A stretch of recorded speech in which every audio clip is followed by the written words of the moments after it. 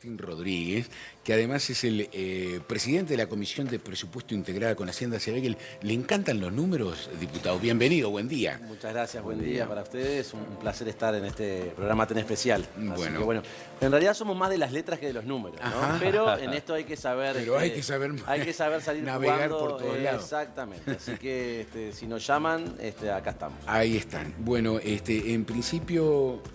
A ver, y de esto del aumento del endeudamiento, comentanos algo, por favor. A ver, esto es verdad que tiene su origen en la ley de presupuesto, en un artículo que estableció la posibilidad de habilitar una cláusula de salvaguarda de hasta un 30% más de lo previsto en el presupuesto. Tiene su origen previo incluso en la regla fiscal incluida en la LUC, donde se establecía precisamente que los números que el presupuesto aprobaba, incluso para el endeudamiento, no podía terminar siendo, que es lo que el senador Gandini refiere, y la diferencia en todo caso, lo que sucedía en gobiernos anteriores era el incremento permanente del endeudamiento.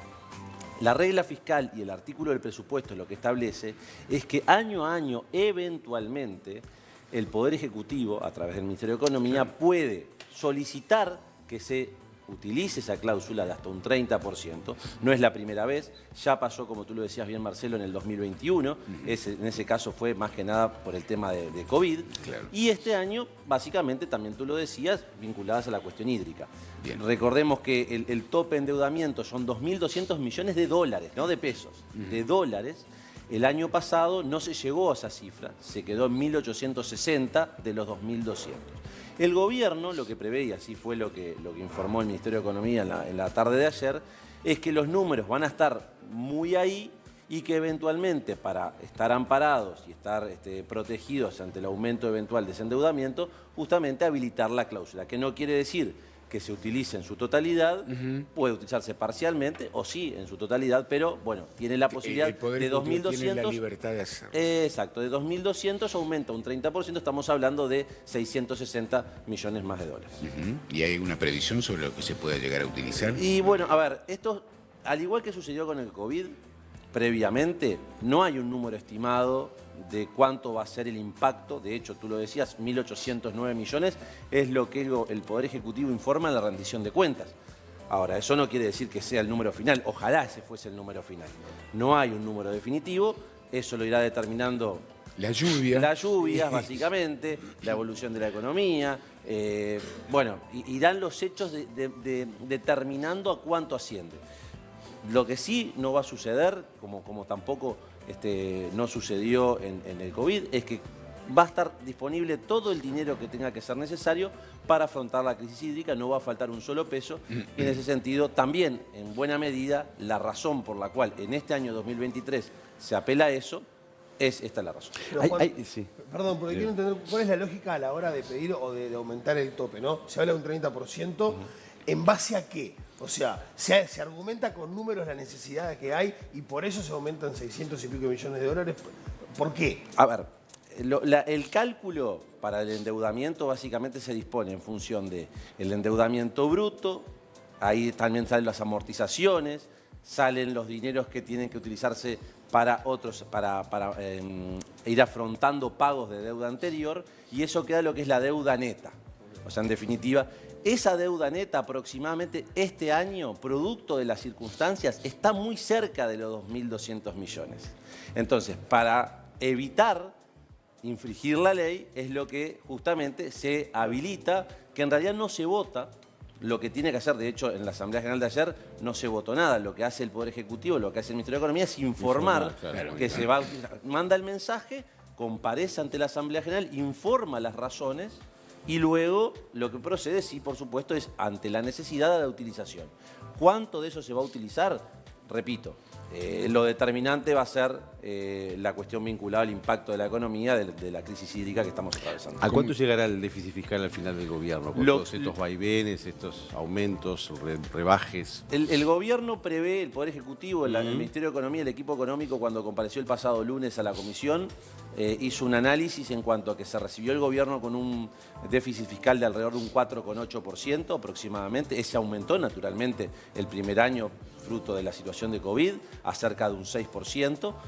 Pero hoy estamos en torno a un 3 aproximadamente, se prevé un 2,7 y terminar en torno justamente entre un 2,7 y un 2,5, eso lo que irá determinando en los próximos años. Pero esa es la cifra que surge de la presentación de la ministra y de la exposición de motivos que antecede y acompaña el proyecto. ¿Y el lograr esa meta de alguna manera está relacionado a recortes en el Estado, como dice el Frente Amplio? Porque No. el Frente dice que hay recortes. Y bueno, ¿por qué no hay recortes? No, por dos razones. Primero, porque el buen manejo de los fondos públicos también es muy importante, y de ahí la regla fiscal, para que hoy, si Uruguay se tiene que endeudar, lo pueda hacer a menos costo.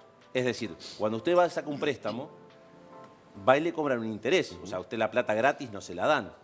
A los países les pasa lo mismo. Se endeudan, le cobran un interés.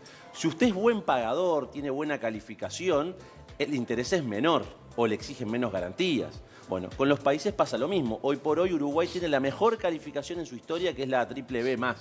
¿Qué significa eso para quienes no somos de números? Es que cuanto te endeudas, te cobran menos interés. Básicamente, en buen romance es eso. A partir de ahí, la regla fiscal y el buen manejo de los fondos públicos, cuidar el déficit fiscal, cuidar aspectos que tal vez en la vida diaria, en la vida cotidiana, uno lo puede sentir tan lejano, es importantísimo. Ahora, independientemente de eso, o además de eso, se ha manejado el concepto del recorte, pero la ministra ha sido clara cuando el lunes pasado presentó una gráfica, que yo, lástima que no se las traje impresas, donde mostraba que año tras año de este gobierno, 2020, 2021, 2022, y lo que se proyecta, estamos en curso en el 2023, para el 2023-2024, todos los años los recursos asignados han sido más que los ejecutados en el último año total del gobierno anterior, es decir, el 2019. El último año del gobierno anterior fueron alrededor de 10.000 millones de dólares, 9.980 millones de dólares. No ha habido un solo año ejecutado hasta ahora, ni previsto hacia adelante, que los rubros, los recursos asignados sean menos que eso. Ahora, más allá de lo que es la gestión económica, que obviamente que es fundamental, ¿no?, a la hora de hablar de economía y de cómo se llega al final de un pedido. El tema, por ejemplo, de que no se ocupen vacantes a nivel del Estado, por ejemplo, en algunos cargos como se reclama. ¿Eso no es una forma de recorte de alguna manera? En realidad lo que se ha demostrado, obviamente que hay particularidades en cada oficina. Yo no puedo decir al barrer que una norma, una regla se pueda aplicar indiscriminadamente en todo el Estado. De hecho, esa disposición que se tomó en el año 2020 tampoco afecta a todo el Estado. No afecta a la policía, no afecta a la salud, no afecta a la educación. Entonces, quiere decir, ya de plano, docentes, policías y personal de la salud no está afectado en esa disposición del 3x1 que se conoce. Después, en las demás reparticiones del Estado no es todo igual. No es todo igual. Seguramente hay reparticiones que incluso producto de las jubilaciones, retiros, renuncias, puede haber una necesidad, y de hecho eso lo vemos año tras año en estas instancias de rendición de cuentas. Ahora, también hay otras oficinas públicas donde había un superávit funcional, que uno tal vez ingresaba a una repartición como usuario, como contribuyente, y veía mucho personal para las demasiadas tareas que se hacen. Y más hoy, donde la pandemia ha habilitado muchos trámites que se hacen a través del celular, de la computadora. Entonces, no estamos... A ver, repito, no podemos comparar absolutamente todas las instancias porque no sería justo. Pero también es real que hoy los trámites, las necesidades, sobre todo en oficinas de atención al público, muchas veces es todo virtual y menos presencial. Juan Martín, una de las prioridades en esta rendición de cuentas es adicciones y salud mental. Se destinan 20 millones de dólares. 20 millones de dólares. 20 millones de dólares. Que si se alcanza o no es relativo, porque alcanzar no va a alcanzar nunca. El tema es, en la rendición, más allá de que no creo que haya alguien que se oponga a esto, más allá de lo político, ¿se establece cómo distribuirlo? Sí. O sea, porque el tema es cómo los usamos, ¿no? Sí. Para que rindan más. Los recursos... Esto fue algo muy parecido a lo que pasó con los fondos destinados hace un par de años a primera infancia. La diferencia es que en ese momento el Poder Ejecutivo no nos había remitido una fórmula de distribución y tuvimos que hacerla en el Parlamento. En esta oportunidad ya viene, no quiero equivocarme, pero creo que son 4 o 5 artículos distribuidos a lo largo del articulado, donde se establecen fondos para el Ministerio de Salud Pública, para el MIDES, para ACE y para la Junta Nacional de Drogas. Y hay unos fondos también para el Hospital de Clínicas. A grosso modo, vamos a hablar en términos muy absolutos. Estamos hablando que hay una porción capaz que no muy importante para el Hospital de Clínicas, pero el resto casi en partes iguales para los diferentes organismos. En el caso de ACE, en buena medida es para contratación de personal, psicólogos, profesionales en la materia para la atención. Después, obviamente, en el MIDES, Salud Pública es más encarada a políticas, en el caso de Salud Pública, en el caso del MIDES hay aspectos para políticas macro, pero también para cosas más específicas. O sea, cada organismo se establece la cantidad de fondos, bueno, y naturalmente, ¿para qué? Hay un detalle. Hay un detalle, a diferencia de lo que pasó con Primera Infancia que tuvimos en la Cámara de Diputados, en conjunto obviamente con el Poder Ejecutivo, pero ir armando el cuadro, la diferencia y la negociación. Diputado, y hace apenas una semana que empezaron formalmente la discusión en la comisión, ¿y ha habido ya algún sondeo con los otros partidos políticos, por lo menos sobre este aspecto? Bueno, en este término, en este punto, no ha habido mayores objeciones, reparos. Naturalmente, todavía no ha comparecido ninguno de los organismos que estamos refiriendo, ¿no? O sea, sí vino el equipo económico, que hizo la presentación general, pero no ha venido ni el Ministerio de Salud Pública, ni el MIDES, ni ACE, ni la Junta Nacional de Drogas, que comparece con la Presidencia de la República, y la UDELAR, que está viniendo el lunes que viene por el Hospital de Clínicas. Y ahí cada uno va a querer un poquitito más para lo que necesita. Sí, se supone, y esto lo digo con conocimiento porque lo hemos conversado con nuestros colegas del Poder Ejecutivo, que esta fórmula que se propuso fue producto de un comité, de un grupo de trabajo interinstitucional que englobaba a los 4 organismos en coordinación con la Prosecretaría de la Presidencia. Bien. O sea, fue un trabajo conjunto. Naturalmente, luego, como todo, pueden haber planteos adicionales. De hecho, ya los organismos que han venido hasta ahora, independientemente de esta situación puntual, Cancillería, Defensa Nacional, han planteado algunos, Transporte ayer, han planteado en algunos casos situaciones donde eventualmente deben ser analizadas en el conjunto de la comisión para eventualmente asignársele más recursos. Y ahí viene lo que se conoce como la reasignación de recursos. Tenemos esto, lo reacomodamos así. Por ejemplo, en la educación, que se están pidiendo por parte del CODICEN 60 millones de dólares, van a tener que ajustar mucho los números porque ese dinero no está, podría venir de una readecuación o reorganización de recursos, y sobre lo que incluso la propia ministra de Economía dijo en su momento, se puede conversar, se puede charlar, es justificado lo que se está pidiendo por parte del CODICEN. Ahora, a ver a quién le sacan. El tema es a quién le sacan, porque no es poco, ¿no? Tampoco, no, capaz que no alcanza, pero digo, para lo que hay. A ver, lo que sí hay que ser justos, porque los planteos, los reclamos, las reivindicaciones son todas justas. O sea, yo no puedo decir que la ANEP o que la UDELAR o que la UTEC o cualquier organismo no son justos sus planteos. Naturalmente, como tú bien lo decías, la frazada es corta. Entonces hay que sentarse a ver. Y los hechos lo que han demostrado en el presupuesto nacional del 2020, en las rendiciones de cuentas en el año 21 y el año 22, es que en el Parlamento, ya voy a hablar de la Cámara de Diputados, en el Senado podrán decir lo propio, pero en la Cámara de Diputados a estos 3 organismos mal no le ha ido.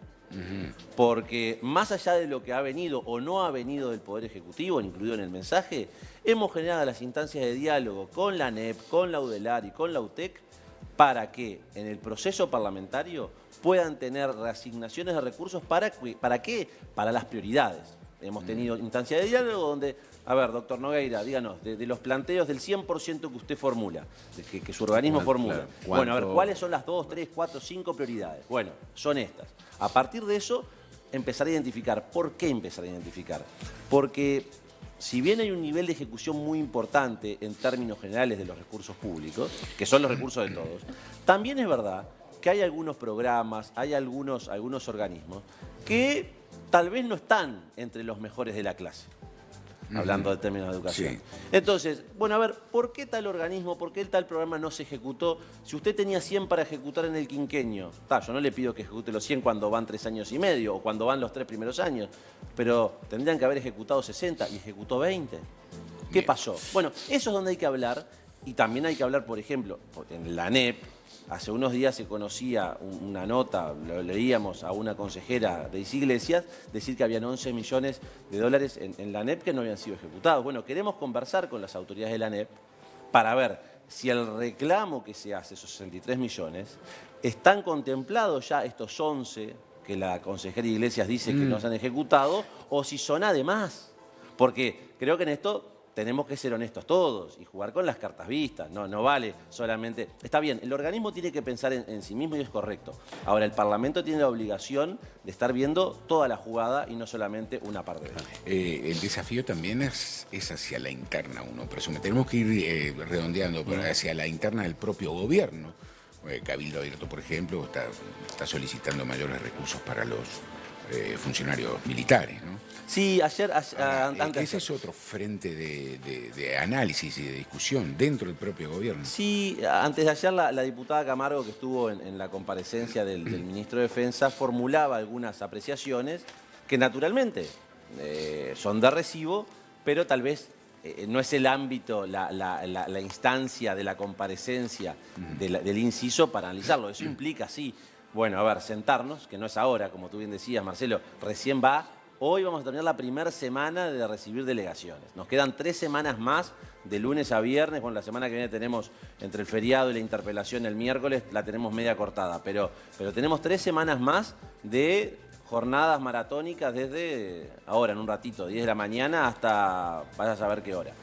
Y creo que hay que tener un panorama mucho más amplio. Y lo que se estila siempre, cuando vamos llegando tal vez a ya pasada la mitad, las 3/4 partes de todo, decimos, bueno, vamos a empezar a poner todo sobre la mesa. Y ahí, bueno, se valora, se prioriza. Es tarea de los gobernantes priorizar ante lo finito de los recursos. Está bien. Diputado, muchas gracias. A las Muy amable órdenes, por la visita, un placer y bueno, realmente un honor poder haber estado en este último programa de Bueno, Buen Día. muchas gracias. Muchas gracias.